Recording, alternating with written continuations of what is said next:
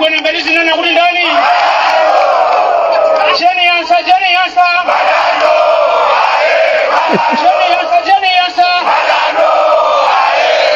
waononga jilisango nditi beksi wakuba muzibita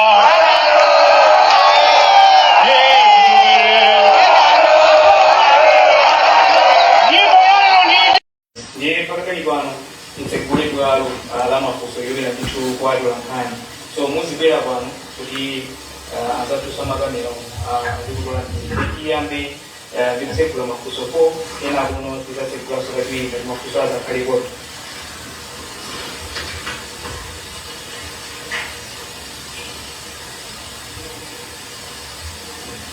na resti madonna mambelanje wa Asia Times tukana ngati kumano munapangira kuti mutsanidani ena abatsamba lanchezo kuma maina amene amachulira abatsamba lanchezo kuti anthu amene wakuchita ziphuphu kapena akatangale nakusala kutsamba lanchezo bwanji sanadandaule kapena kulemba pena paliponse kuti wakhudzidwa ndi kutchulidwa kwa maina awo kuti ndi anthu akatangale tinene kuti ndiyo mwatumidwa on behalf of those people nanga akamwabwera kusadandaula kuti ena kuyankhula zinthu zipamasamba nchezo inonso mwabwera pamasamba nchezo komanso nyumba zowulutsira mawu kusadandaula bwanji simunayankhulani ndi anthu amenewo amene akuyankhula pamasamba nchezo kuti nkhani yakatangale tisofe mwantundu wanji mukusiyana bwanji pamenepo pa amene akuyankhula pamasamba nchezo ndino amene simwabwera pano pampweya kusayankhula nkhani zomwezo.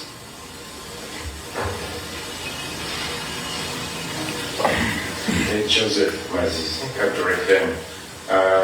Kusoya mandro kuti oni manager chitikira papa kuti mwabwera kupangitsa msonkhano watu ankani chifukwa cha zimene zimanenedwa pamasamba nchezo siringanene kuti ndio kuti pamasamba nchezo kumpopindulitsa pakumapangitsa kuti anthu achiteko kanthu kusoya chipindiro kuti zimene akunena ena kuti wakuti asiye pasi udindo chifukwa chokuti ndi wachinyengo polisi kungakhale kwabwino kuti munthu asiye pasi udindo kufuna kupereka mwayi kwa anthu amene angafune kufufuza kuti amasuke kufufuza oganizira kuti munthu amene akumatchulidwa ndi wamkulu mlangizi wa zamalamulo kuboma sizingakhale kwabwino kuti mwina apereke mwayi umenewo kuti ofuna kufufuza awafufuze aone chenicheni chimene chikuchitikacho kusiyana kuti akhale pamenewo kuti mwina anthu ena adziwopa chifukwa cha udindo umene munthuyo ali na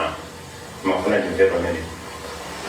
Kuna ndiyange kwa mafusamula awiri kana ngondi asira sanzangawa tinene kuti ungakhale kwabwino kwambiri atachita step down kumapokapo pali verdict watapezeka kuti akhotide apeza kuti pali element ya corruption kuma mukunena kwathu komanso report imene latuluka ku SCP ndilonena kuti atone jeno amene akunenedwa kuti ali behind the sale of the hotel anafufuzidwa ndi SCP imene ili reputable organization imene apeza kuti kunalibeko element ya corruption then ndikuvuta kuti amene state okapo atapezedwa kuti ndolakwa ine ifeyo ngati manifest tingagwirizana nazo kandi ndipo ndife oyambirira amene sitingapange ma demonstrations tikafika kunkhani ya funso loyamba kunena kuti ifeyo ndatumidwa ifeyo sitinatumidwe tanena kumomuno kunena kuti ife timayimirira amalawi timayankhulira amalawi nkhani ya corruption tikaitika lightly kuitenga ngati yongofuna kuti tizipangalizaji bwana tifuna tikuze this country will never develop and these are sensitive issues that are supposed to be handled with maturity. You cannot take issue ya corruption nukumaka isia pa Facebook. No. If you don't believe on the Facebook, pano ndi bazodi yake. Pano pa Times, si pa Facebook. And tilibe nthawi yokuti kamuchite konzati mundu ngati iyeyo mene amanga kutazengeza na digital konzati. Ndizochezo. Boni Kalindo akupanga tikuferanji. Anthu muzitenga serious. Akupanga tikuferanji. TV, si pa Facebook. Ndi MBC. Aliomba. Sitina domino enu mundu. Vuto lako no kumalawi ndi limene. Timati munthu akamati imirira ufuna kuti ongola yamba kulusa wamuna apita kuseri bwana kuti kutola kuti aile kuti umwaona au njikana palandira mamili wayamba kulusa Boni Kalindo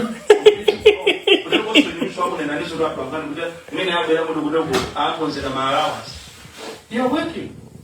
Are you supposed not to get the allowance? Some of them so for the 18 hours a country and remain Odoko, more than to use the cities in Rugago, Zosia and this minute and Cram.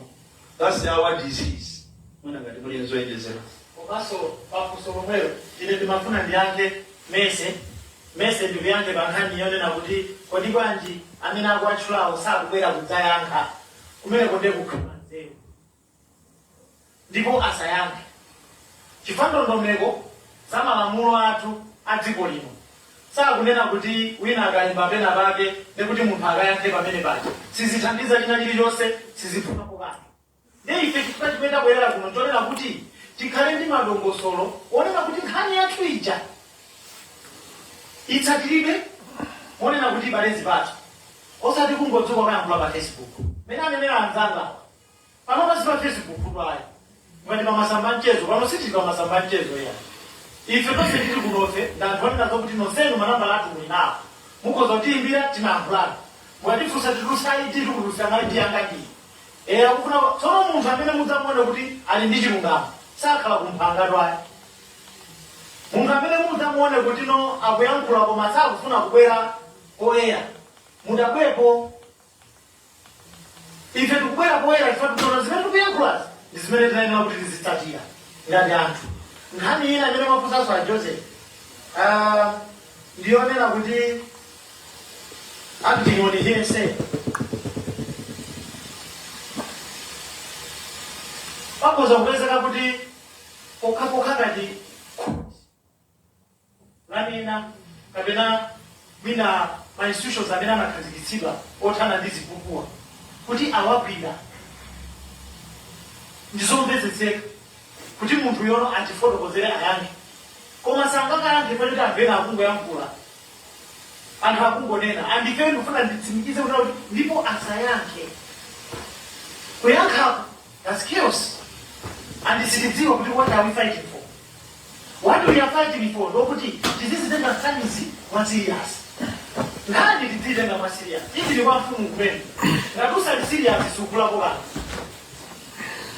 ngati wewe usali serious pakhani imene uli nayoyo sukulapo kanthu andikukhala koti wewe supezeka kaya uli pina pake kaya uli ku America kaya uli ku Iraki kaya uli ku Scotland ndio kukumbira pa Facebook usatenge ngati imeneyo ndi certificate yotukozodwa na aliyense mzolapita imeneyo si certificate yonena kuti ulokoza kungodzuka mamawa lembe ndikoloko ndikubwera ndikudzatuka na auje chofolokoso kudikira ndikudzachula ena mukamuyang'anisisa munthu amene kuti sangakumbukire David Maina amene wachula dzulo if we don't like that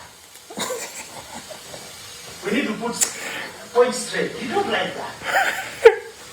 We are not happy with that. Unsubstantiated. Bring evidence. Be open. Present yourself. Present your grievances. Openly.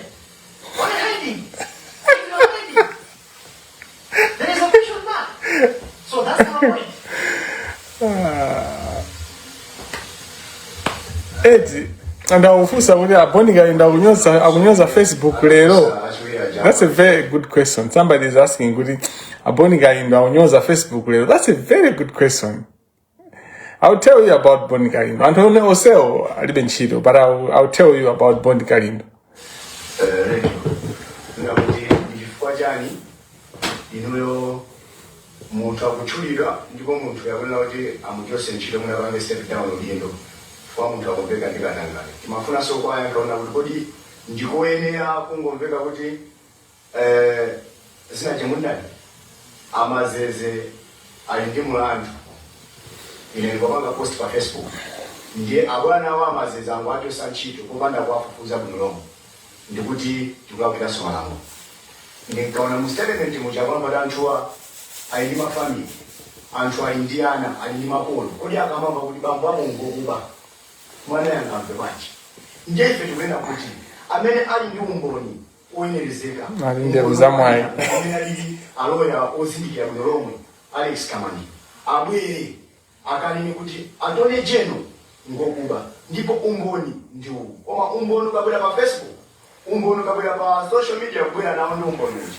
pa social media palibe coach apo palibe judge amene angajaji mlandu palibe mulandu mafunikira pakhale judge amene angajaji mlandu ndiye tikunena kuti amene akubwera ndi nkhani pa social media kumankhula mayina anthu akugwira ntchito inereka ife tifuna tapange support koma sitingampange support munthu oti ali kumphanga iye yakokhala konko alibe umboni okwanira umboni ungati ulipo okwanira abwere nawo ife ngati amawe first pamodzi ndi anzathu amalawi citizen tigwira ntchito ena kuti anthu amenewo atisedwe ntchito chifukwa umboni ukhalapo kuti ulipo anthu ngokuba anthu ngati nyengo kuti muonesese dziko lino la Malawi kuyambira nthawi ya Dr. Bakili Muluzi kufika lero lino timakamba nkhani za katangale koma kuti muone anthu amene amamangidwa ndi katangale ndi anthu ochepa kuti mufufuze kuno bwino kuyambira munthu amene anatenga Dr. Bakili Muluzi udindo wa kulamula mwina ni maminista 5 oka amene agwirapo ukaidi kukakhala kundende ndikumaliza chilango chawo munthu oyambirira ndikhoza kunena pano amene ndikumudza bwino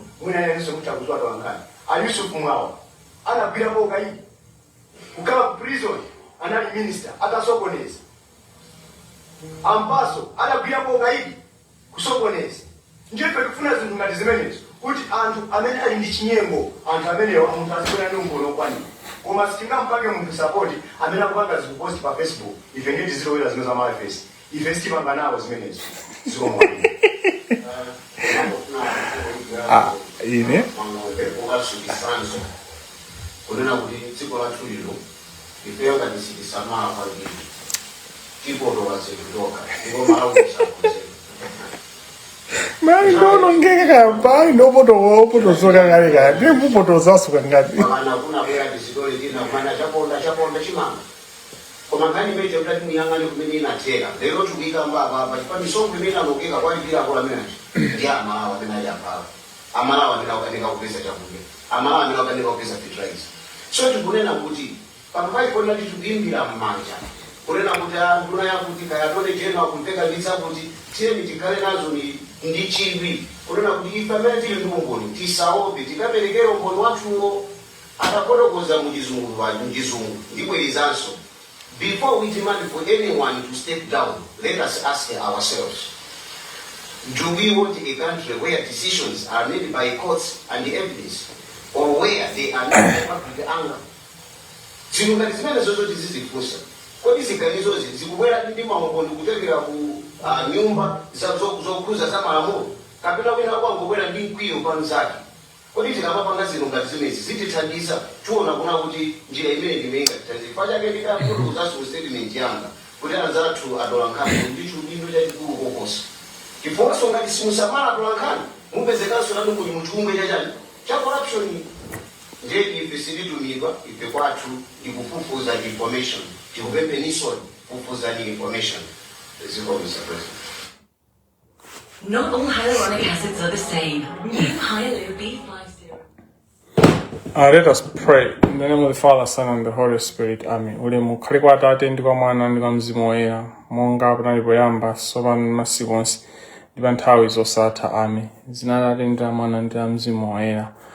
Amen. Zikomo kwambiri, everyone for joining. I would like to welcome you to this live. I hope it's going to be a very brief live.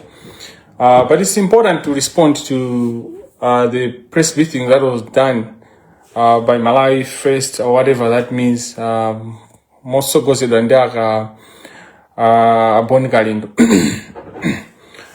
First of all, these people, it's a shame that we give platform to people like this.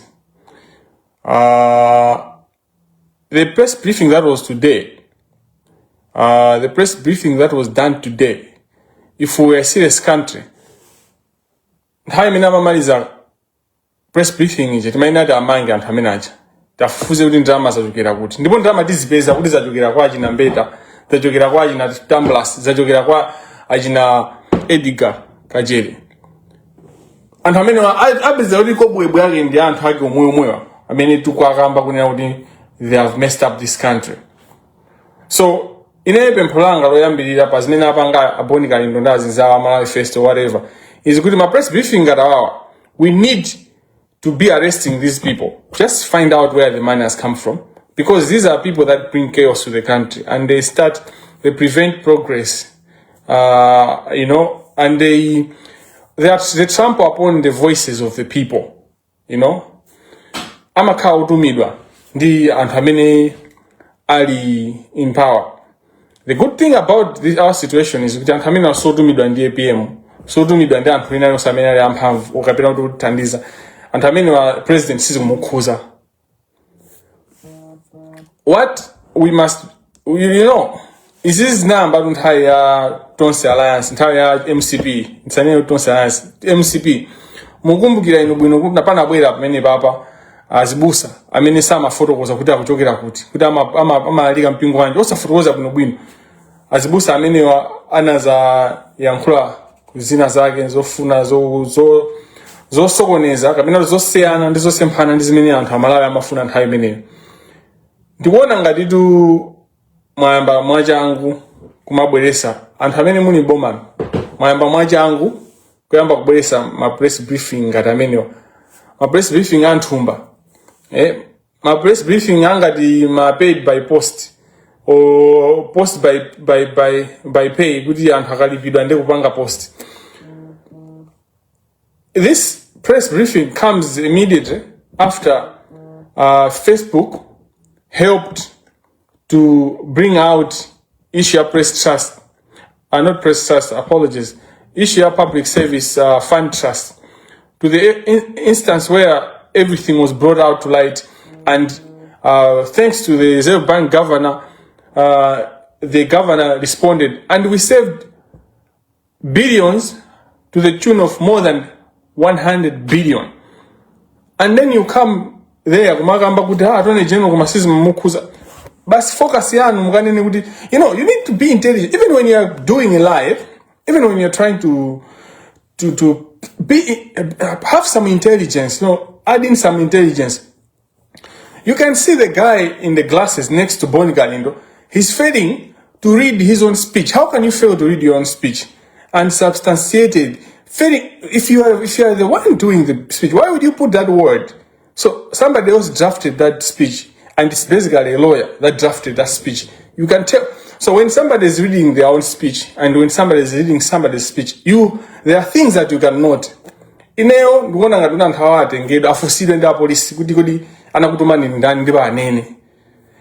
Tili ndi bungwe limene limayang'anira amabungwe. I want them to speak and to control. Maybe our busakali going forward, we need to manage our NGOs. Chifukwa my NGO, my civic space, we need to protect civic space.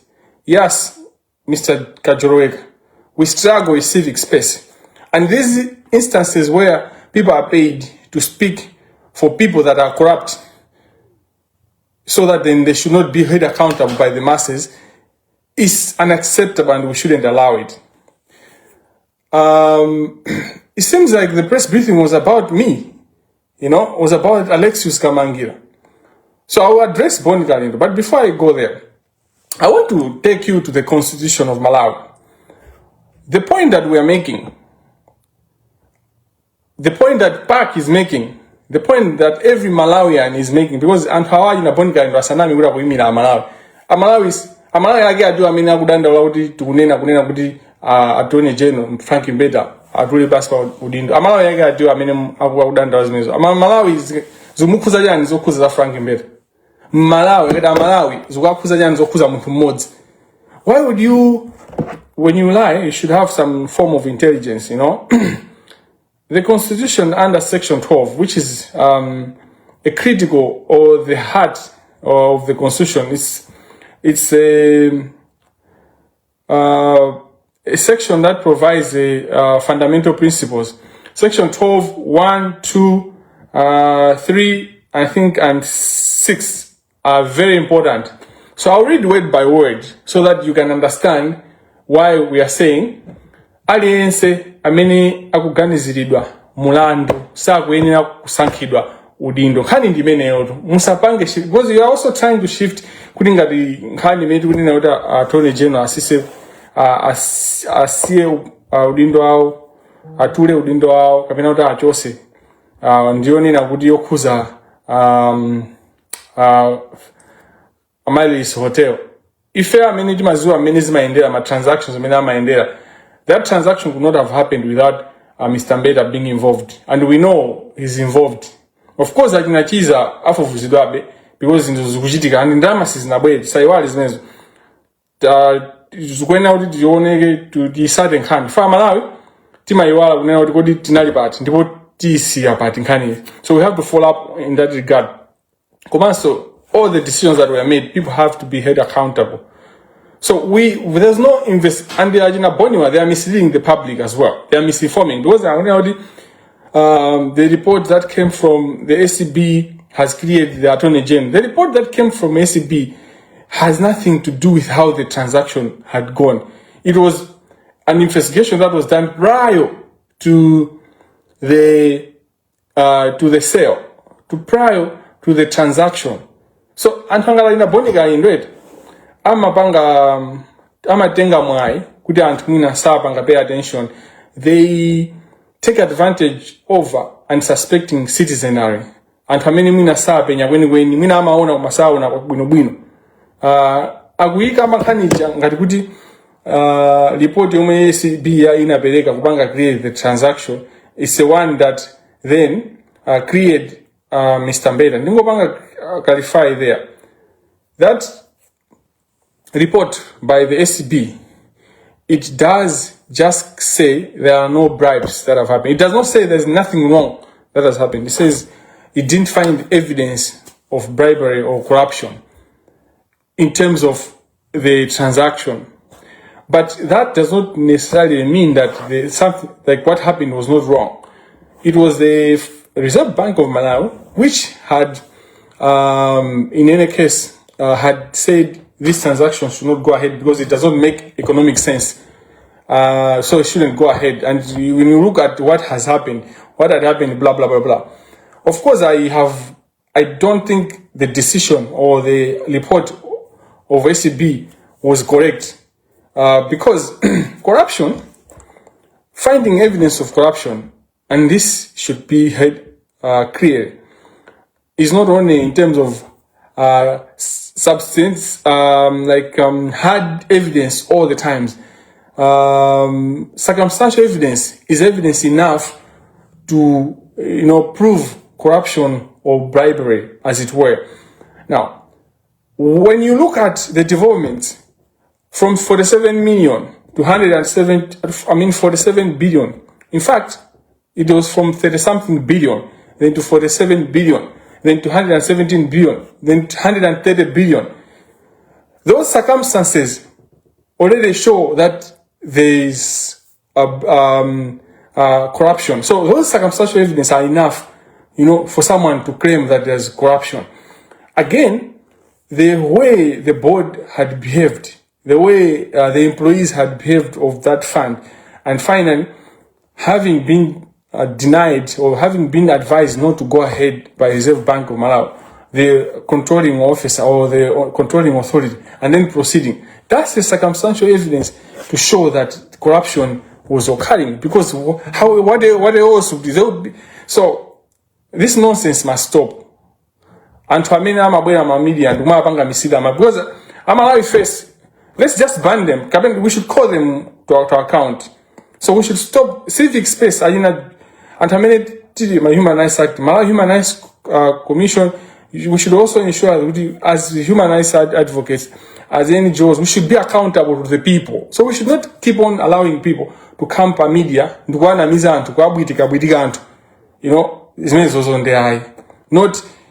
as APM Ali president. He's going to bring sanity into that country. And Magamba is section 12 of the Constitution. This Constitution is founded upon the following underpinning principles. All legal and political authority of the state derives from the people of Malawi and shall be exercised in accordance with this Constitution solely to save and protect their interests. Section 12, subsection 2. All persons responsible for the exercise of powers of the state do so on trust and shall only exercise such power to the extent of their lawful authority in accordance with their responsibilities to the people of Malawi. You see, trust. And the exercise shall be within the extent. So the trust of the people, critical. As you hold power, that is derived from the people, that your power derived from the people. And that power sustaining for you to continue using that power is if the people still trust you. Then section 12 subsection 3 says, the authority to exercise power of the state is conditional upon the sustained trust of the people of Malawi, and that trust can only be maintained through open, accountable, and transparent government and informed democratic choice. So, kuti munthu azilamulira kapena agwire public office, akhale udindo umene umatheka kapena umapitirira pokhapokha pamene anthu akumukhulupirira, ngati anthu ali nayo chikhulupiriro. Pamene chikhulupiriro chachoka mwa munthu, udindo somayenera kuthera pompo. Pomalizira akunena kuti penapo tingonena atatu amenewo. So zimene ndawerenga zeti muthaso kuona panokha, mukhoza kucheka section 12 subsection 1 subsection 2 and subsection 3. Ulamuliro umachokera mwa anthu, ndipo anthu tikawapasa adindo amakhala ndi ulamuliro pokhapokha pamene tili ndi chikhulupiriro mwa iwo. Ngati chikhulupiriro chatha mwa iwo, udindo wawo somayenera kuthera pati pompo. Zikuchokera pamene baba kunena kuti President Peter Mutharika sangasankhe Ambeta, sangasankhe Agangata, sangasankhe even Achisale, sangasankhe even Mphwiyo, the Homeland, Minister of Homeland, sangasankhe Minister of Agriculture. Aliyense amene sangasankhe Ambeta, aliyense amene akuyankha mlandu panopa, kana mpeza olakwa kana sana mpeza olakwa, koma ngati akuyankha mlandu sankhidwe public office. Professor Arthur Peter Mutharika zimenezo zakuyenera kuziwa because he's a lawyer. Vice President Jane Ansah akuyenera kuziwa. So this is not sitikupempha izizi. This kuti Ambeta achoke pa udindo chifukwa choti ujena anapangira warrant yawo ACB komanso ndiyena onsewa so kuti akuyankha milandu. As long as munthu ali pa mulandu simukamusankhe udindo wa public, because trust, section 12, and this is the heart of the constitution. Our constitution is very powerful, and we just need fair anyake. Ndipo izizi sudi ndikubwereza unena kuti sisi tikupempha kwa APM. We are reminding him and to do things according to the law. Maamulo mena akuyenera kuyendera. So ayina Boni Kalindo akamanena zinthu zimene ayankhula zogwesa ulesi ngati zimene zichazo, zinthu zomvesa chisoni. We should not allow these people, we should not allow. Let me bring you to Boni Kalindo. Boni Kalindo, amapanga thrive on unsuspecting citizenry. Ndi munthu onena kuti amatengerapo mwayi, amatengerapo advantage, amatengerapo mpata pa chigulu cha Malawi chimene chikugona, chimene chichatulu. Sitikuyenera tilole kuti anthu amene azapasa space. We should not give space, public space to anthu ngati na Boni Kalindo. They are a waste of time. There are people that actually connive behind. So ayina Boni Kalindo, when you look back the story, when you analyze that na Boni Kalindo anaiuza dziko lino nati he knows anthu amene amapanga ma abduction of persons with albinism, an area which I've been involved with APAM. He said he knows the market, he knows amene amagula and all that. Perhaps it's a high time we bring him atuze kunena kuti ma business amene amaenda bwanji. Chifukwa Boni ananena kuti zimene anazimva kuchani kuchichi, kuzomba Central Prison. We should bring him to account on that. Another thing is that how many MCP, and this is what most Malawians do not notice. MCP many imalamulira panali mademo kumambiri kweni nthawi naye pamachitika mademo akachitika akamayamba Boni Kalindo amamangidwa kena kwa mademo achalephereka. Demo ina yonso uzapeza kuti Boni Kalindo akusogolera ndiyeyo amanga mademo alipereka. In my analysis, SB can investigate this or any other office. He was just doing a cover up. He was trying to lead demonstrations that were never going to happen. And I'm a pastor and drama and Boma. And I don't want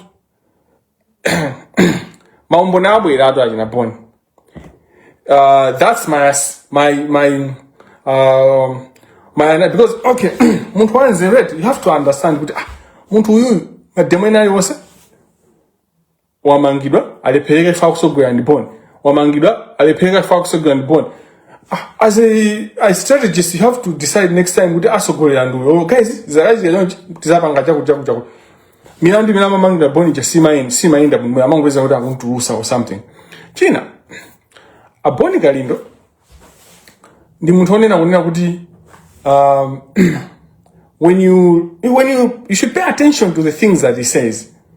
You should pay attention to the things that he says, and then you see good. Okay, he's not a person who knows social media today. Kabila kumanya the social media and all that. You just know good there is something behind. Now, my personal experience in the born in 2024, and this is a Boni Kalindo. Atakuyanka hapo if also that atakuyanka ayanke asuse kabena avumeleze kuma ndi avoid the record. Boni Kalindo reached out to Philip Kamangira who might have been bounced or been in connection with Boni in whatever way. Philip Kamangira nandi imbira fonda Boni Kalindo wants to speak to you napasa namba yako chanchan model Boni Kalindo janaza imbira phone sina yanke not busy and all that. But I was in Malawi this time, I think, and it was at the peak of the campaign against corruption in the judiciary in 2024. Kena Boni Kalindo nandi ku Malawi. I was in Malawi that time. Boni Kalindo aja anandi imbira kuti anaza imba haina kena andi ne Boni Boni. I was happy, you know. He's a good artist. He's a good, in drama, he's good. I was happy. How are you, Janja Kumaso? I knew him as somebody who speaks out. A former MP, former director, youth director, IUTM, yeah. Then he tells me, Kamangira, nduguza izifazi minu kupangazi nzofunikira. Chile minu kupanga indiona uti andama yopa judiciary. And no one has come out to challenge the judiciary in terms of the corruption in the judiciary. And I'm the one who has seen, like the suffering, being arrested, blah, blah. So, then I'm going to say, then I'm going to say, kupangira jani upo, akupangira upo, ku area 30, ku upo, ada, Burundi, anamchula Burundi, kuna wakesini mchula, for this not relevant, kuma kuzizi wakusalima, anambela antu 48 billion or something 48 million sorry or something hapo sana bida ho akuti iweyo unamjera ndalama ndi hapo isa kumuka kamiza kuti atuluse nkhani kuti they should disturb everything that you are doing then akumange pankhani imeneyi. So ineyo nkhani yena ndipeza mwansanga boni itakulunguza bafoni nankape mangomvetsera ndi Burundi akunduza kuti iweyo akuona kuti siwo wotero komana anthu akumpasa pressure ndene namuzati ase Kamangira ndi yankha naye. I think what would be good is for him kuti angobweza ndalama iwe utenge artists zitani and all that mangomvetsera nayankha zake zo ndinamuzati Boni Kalindo yo mazicha udi in the DC kuma amene uyankha naye is above the DC. Now muza straight.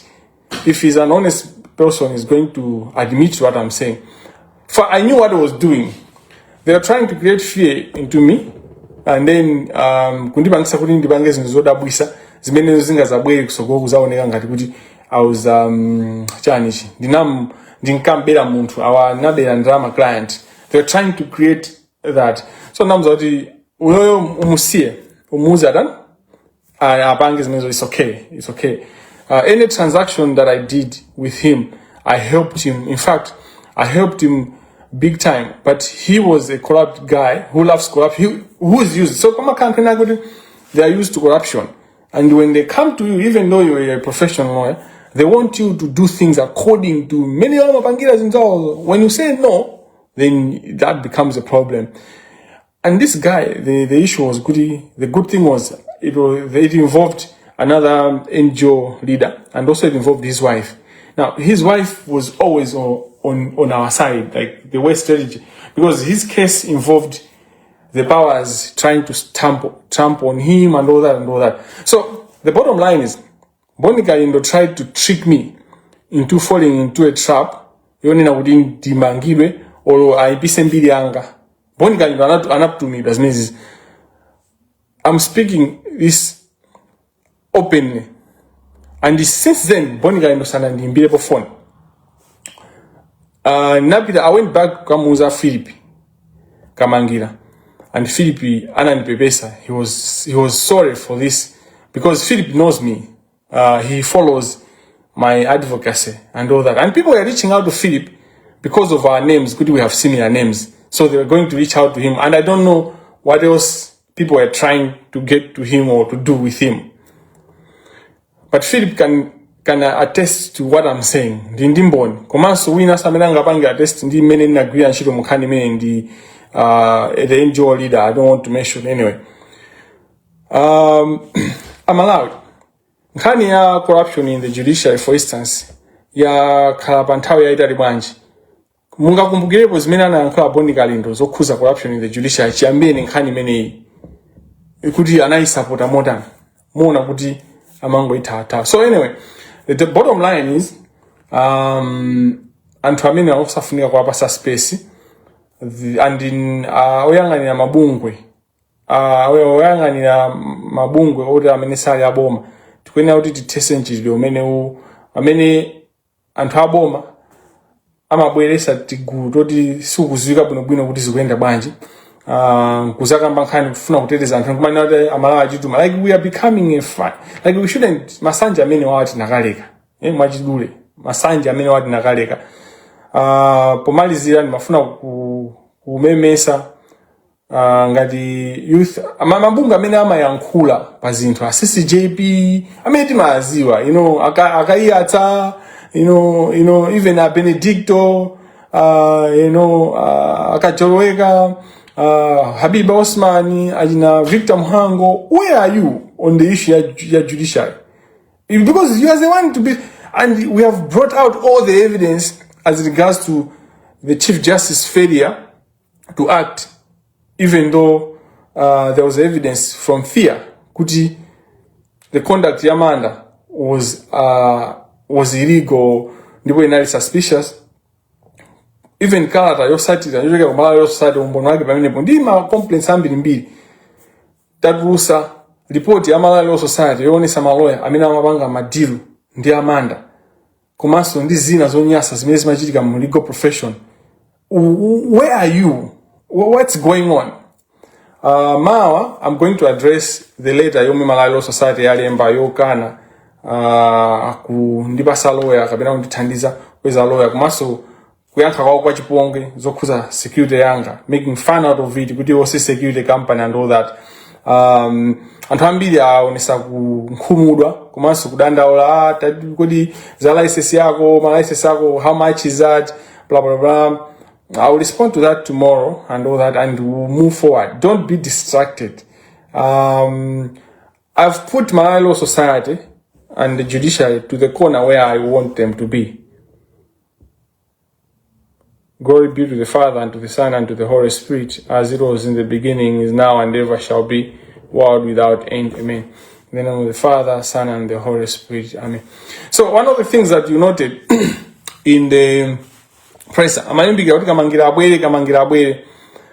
that's what Malawi Society is also trying to make sure couldn't be Malawi. My group mutikamaje antamea ya corruption. My statements are also makala mene bisala banji sukubera Malawi. They're trying me to didn't be Malawi. What they don't know is that I'm a Daniel. I can walk among lions. Watch this space.